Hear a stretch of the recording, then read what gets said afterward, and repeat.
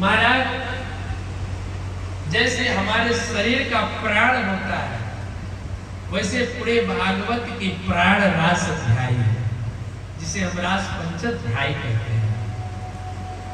मेरे शरीर से अगर मेरा प्राण चला जाए तो निष्काम हो जाता है, शरीर का कोई मतलब नहीं होता है। उसी तरह श्रीमद् भागवत महापुराण के अगर रास पंचाध्याय को निकाल दिया जाए तो वह भागवत नहीं रह जाएगी। जैसे मृतक शरीर है वैसे वो बच जाएगा। गुरुदेव भगवान कहते हैं कि राजन, ऐसी भगवान की लीला का दर्शन करो। एक समय योग माया के द्वारा शरद पूर्णिमा आया। शरद पूर्णिमा के पावन अवसर पर प्रफुल्ल वन में, जहां पुष्पों की इतनी सुंदर मांग था, भगवान वहां आए और भगवान ने बहुत सुंदर बंसी बजाई। भगवान की बंसी की धुन ही ऐसा है कि सभी खींच के चले आते हैं। मेरे मन कितना हो दूर हो, लेकिन जब भगवान की बंसी बजती है तो रहा नहीं जाता। बंसी बजाए और ऐसे बंसी बजाए कि सारी गोपियां भागते आ रही हैं। और कैसे भागते आ रही है? एक गोपी ने अपने पति को भोजन देने जा रही थी। थाली लेकर जैसे पहुंची वैसे बंसी का आवाज सुनी। महाराज, थाली उसके आगे पट्टी और तेजी से भागते भागते आई। रात्रि का समय था। एक ने कहीं पार्टी में जाना हो तो श्रृंगार कर रही थी, लेकिन महाराज जैसे बंसी की आवाज सुनी, वह अपने नाक में का वस्त्र पहना हो बाल में लगा ली, जूड़ा को हाथ में लगा ली, पैर में लगाना था वो कहीं और लगा ली, पटपटाक श्रृंगार करते हुए भागते चली गई। एक ने तो स्नान करने गए थे गोपी महाराज, जैसे बंसी की आवाज उसके कानों में श्रवण गया, वैसे गीला कपड़ा पहनकर भागते भागते आई। एक ने कहा, एक का पति रोका, तुम दाल लाने गई थी और दाल देने बिना तुम कहां भागते जा रही हो? कहे सुनिए, पाना हो तो दाल उठाकर पा लीजिए, अब यह फिर दाल देने का नहीं। महाराज, वो इतने जोर से दाल छोड़कर भागी, भागते भागते वन में पहुंची। जैसे वन में पहुंचती है महाराज, भगवान कहते हैं, गोपियों ये बताओ, तुम इस अर्धरात्रि में इस सुनसान वन में कैसे आ गए?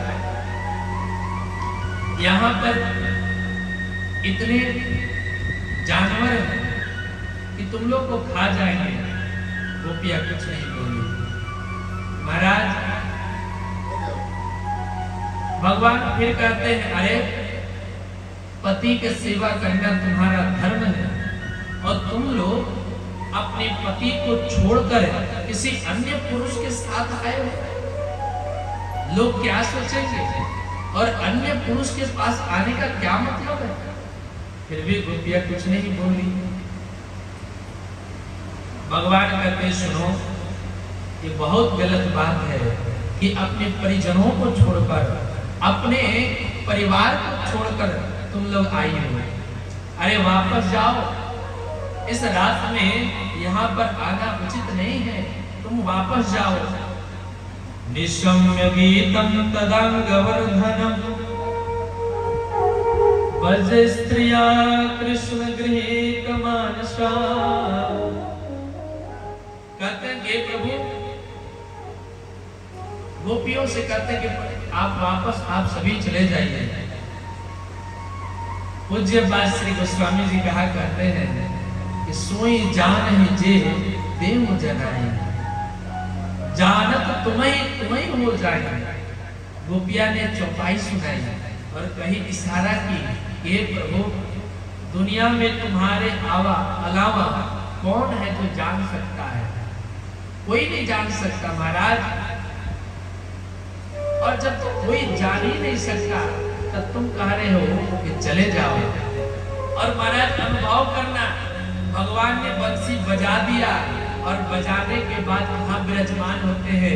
जमुना जी की पावन तट है, बालू का रेत है, और उसी बालू के रेत पर अपने काले कलुठे स्वरूप को लेकर बैठ जाते हैं।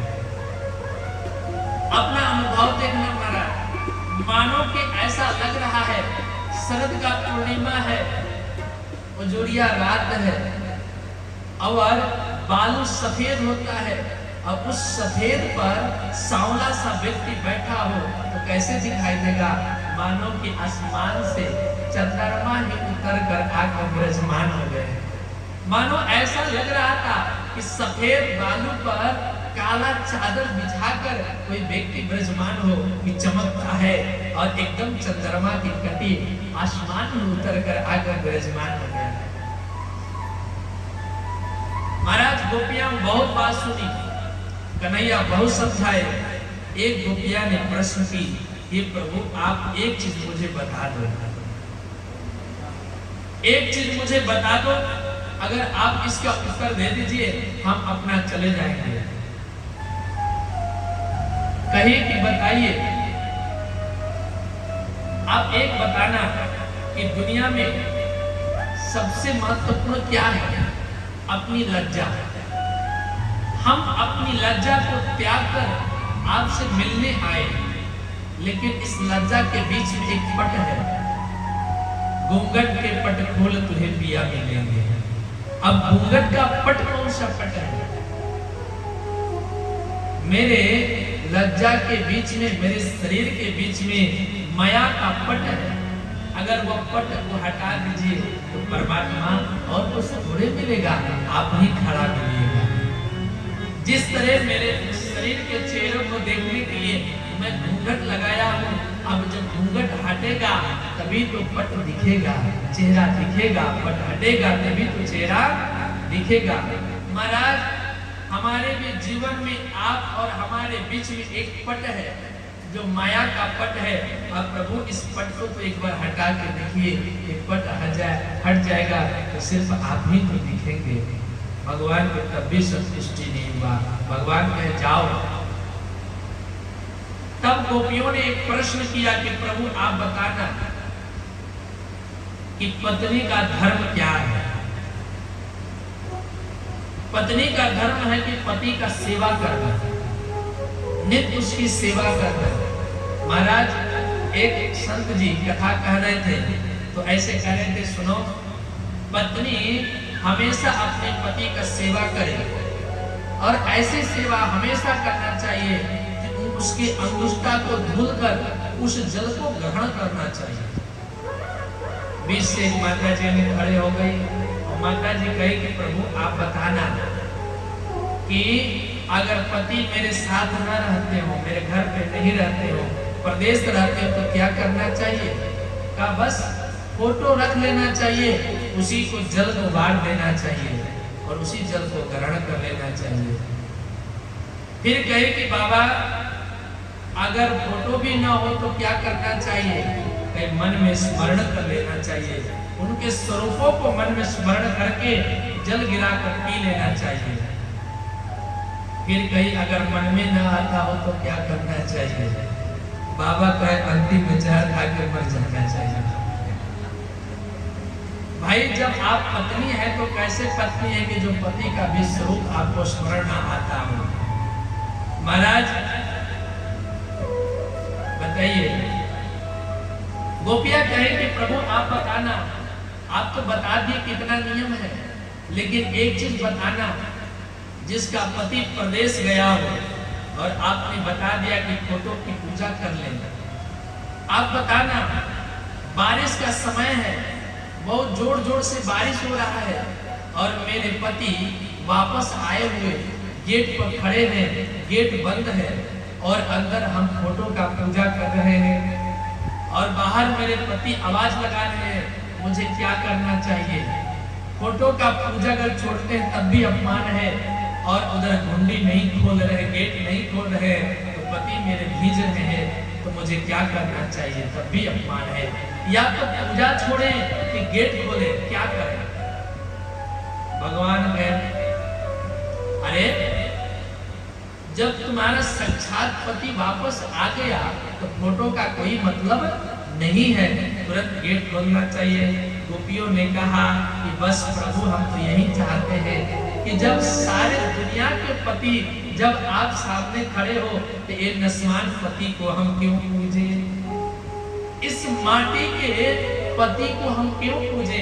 जब आप स्वयं पति खड़े हो इस माटी का हम क्यों पूजे? भगवान समझ गए कि गोपियां हमसे क्या चाह रही है। गोपियां हमसे क्या चाह रही है? रास चाह रही है। फिर भी भगवान को समझ में नहीं आया। गोपियां एक बात कही और, प्रभु मैं सुनी हूं कि सब जगह सबसे प्रिय आपके भोजन भात और दही है, भात और दही है, लेकिन महाराज आपका भोग भी दही भात होता है। आप एक चीज बताना कि चावल कितना परिश्रम करके भात बनता है।